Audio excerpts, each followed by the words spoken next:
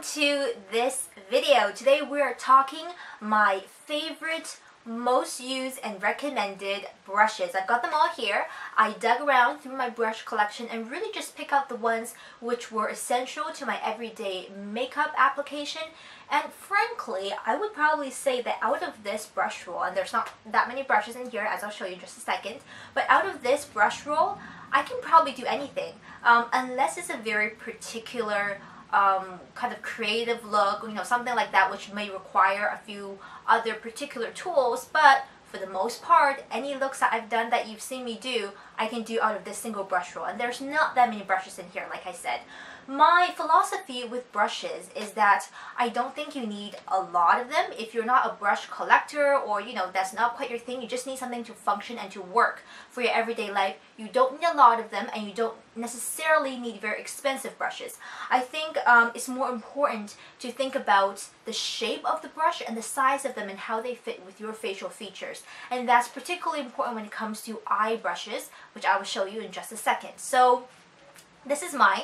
Some of these brushes are probably kind of old, and I'm not sure if you can get them anymore, but I will try to leave links or in screen to similar alternatives that you may be able to find. So if you want to get to know my everyday brushes and my do-it-all brush kit, this is it. Are you ready? You ready to see my brush collection? This is it.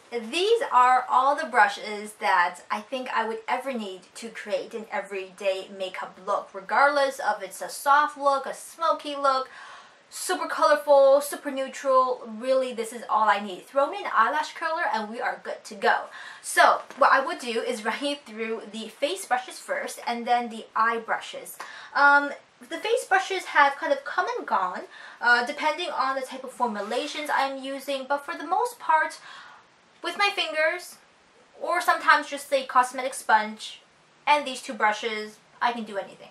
So the first one I have here is the Real Techniques Expert Face Brush. Loads of you guys love this and loads of you guys know this, but just to briefly break it down, this is a synthetic bristled brush, very hardworking, very sturdy, densely packed bristles with a rounded dome shape, okay? It's flat, but it's got a round curve up top. And that's essential for me versus using the flat top buffing brushes I've done previously, is that I find this is great for going around the edge of the nose, the chin, anywhere where your face has curves and contours and dips, right? So this makes it easier to go around crevices, and I find that if I'm using a thicker, more emollient or creamy foundation product, this is perfect for blending that out and really having enough density in the bristle count to work it into your skin.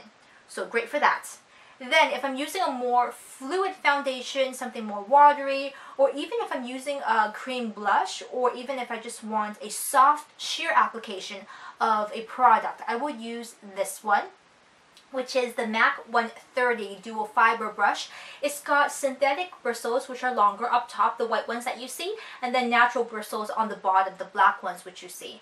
I think this is great for applying just a sheer veil product, or even just kind of diluting down a heavily pigmented product, because the soft little bristles, the synthetic ones up top, really helps to blend and work and sheer out any product that you may be using. So between these two guys, I love it, and that's what I've been using most often. Then let's talk about a blush, and I use one of two brushes or just a similar shape of brush, and I think this might be different than what a lot of you guys have been hearing out there. And a lot of kind of my face brush ideas come from the Korean makeup tutorials I've been watching, and I've noticed they almost always use a very small, precise brush for blush application. And I tried it out myself and it totally makes sense. Okay, so the first one I have, if I want to do a very sheer application of blush, something very translucent, pretty, feminine, I would use a very small, it is small, loosely packed, tapered blush brush. This is a travel brush from Posh, but I'm sure you can find similar ones in other brands. Actually, I need a new one because this one's getting really, really old. But I love this because, look, it fits right at the cheek. It's not too big, it's not too dense. It will kind of softly sweep color around the contours of my cheeks, but this is really great for just a soft application of powder product. But if I want a super dense pop of color, we move on to this one, which is the Royal and Langnickel Complexion C185. It's a goat hair brush, I believe. It's got, again, quite a lot of bristles, but it has that rounded shape up top. It is slightly flatter, but again, rounded up top. Do you notice the trend here? The rounded up top characteristic allows us again to go around the contours of the face without any harsh lines. And I love this for just adding a pop of color to the cheeks and then softly blending it out. And if I really want to shear out the edges, I'll go back with this looser brush to really blend out around the sides. So between these two guys, everything I can do. I even use this one for cream compact foundation sometimes. This one, the bigger one with the white bristles. Then let's talk powder, shall we? Powder brushes, really simple. I don't love super big, super heavy powder brushes. I find that they just tend to get powder everywhere and just make a big mess. So my preferences are either something like this, which is again smaller than probably what you guys are used to hearing about powder brushes. So it's only about this big, and not super dense bristles, but very easy to move bristles. Like, it's got a lot of movement, it springs back, it's very workable. And I love this because I can just sweep powder over the face easily. Quite simply, that's all it is. But I also love something like this, which is the R&L Dome Powder Brush. And by the way, R&L is just Royal and Langnickel. I have a hard time saying that name, so if I ever abbreviate, it's now R&L. But the R&L Dome Powder C130 is a great tapered brush for applying powder, especially loose powder. So what do? You dab it in your powder, right? Shake it off. And then you roll the powder across the face. This means that you are not buffing the powder kind of onto the skin, which means you're not disturbing the foundation and the concealer and everything that you worked so hard to put on your face. So this makes a lot of sense to me. And again, it comes from one of those Korean makeup videos I watch. So those are my face brushes. Then moving on to eye brushes, quite simply, two brushes for applying color, for applying a lot of color. If I just want pop, pop, something strong, and then blend out the edges, I apply the color with one of these two. The first one is just simply a sponge tip applicator. This one has a long handle. It's from R&L again, but I love sponge applicators. I don't know why some people hate them. I think they're great for picking up a lot of product for direct and precise placement, and just, you know, you can even blend around a little bit. I have no issues with the sponge tip, so I keep one of these guys around. And then for an actual brush, I have a series of 3 brushes from Liz Wattier. I think they're phenomenal. I've had them for years. But what you're looking for here is the actual shape of the brush. So most brands would call this type of brush a flat shader or shading brush. Liz Wattier calls it a eyeshadow brush, very simply. And what I love is, again, the dome shape. The fact that it's not too wide for the shape of my eye, and this is very particular to your own eye shape. So this is great for placing the color. And then to blend out the color, it's really just this one, you guys. The Liz Wattier definition brush, I use it for blending. Loads of other brands will make brushes similar to this. This is probably what they call like a dome blending brush or something of that nature. What I love is, again, that it's got long bristles, but not too long. If it's too long, it's too flimsy, and I don't have enough control with the brush. It's just the right length, but it's not too pointed at the top. It's still got a curve up top, which means it softly blends out the product versus placing too much product, you know, if it's got too much of a pointed tip right there. So this is a favorite of mine. I also have one from R&L, which I don't know where it went right now, but pretty much it's the same brush, just from a different brand. But I love the shape of this one.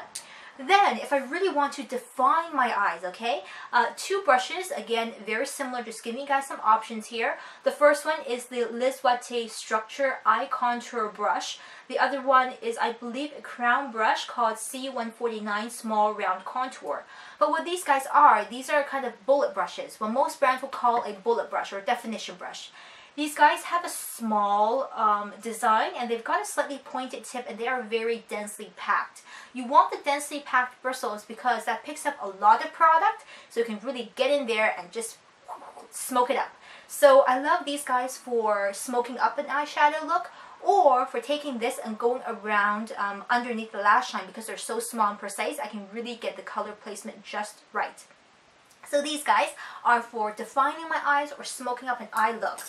Lastly, these three brushes are kind of extras, but I thought I'd throw them in here as well because I do use them quite frequently. The first one here, let's talk about the R&L Silk Pro Flat Smudger. So this is similar to the shading brush I showed previously, but it's very flat, and again, the rounded dome shape up top. So I love this for taking a lot of color around the lower lash line. It's flat, so it gets right up here into little crevices and getting that detailing done.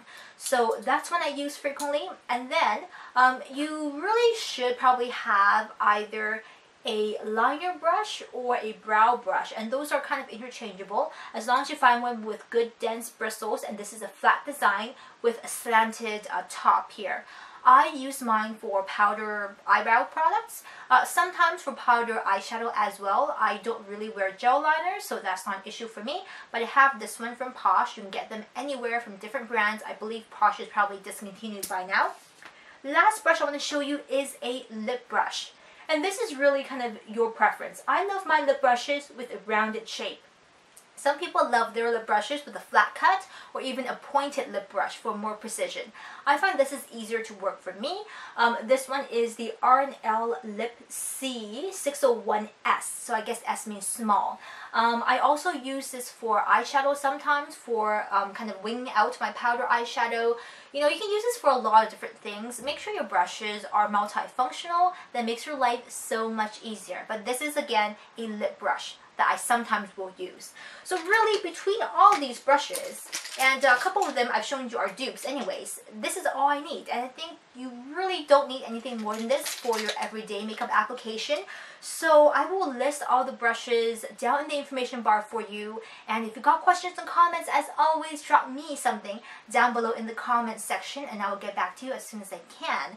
Otherwise, have a beautiful day, you guys. Hit me up over on social media. I love to chat with you, and take great care of yourselves, alright? Bye!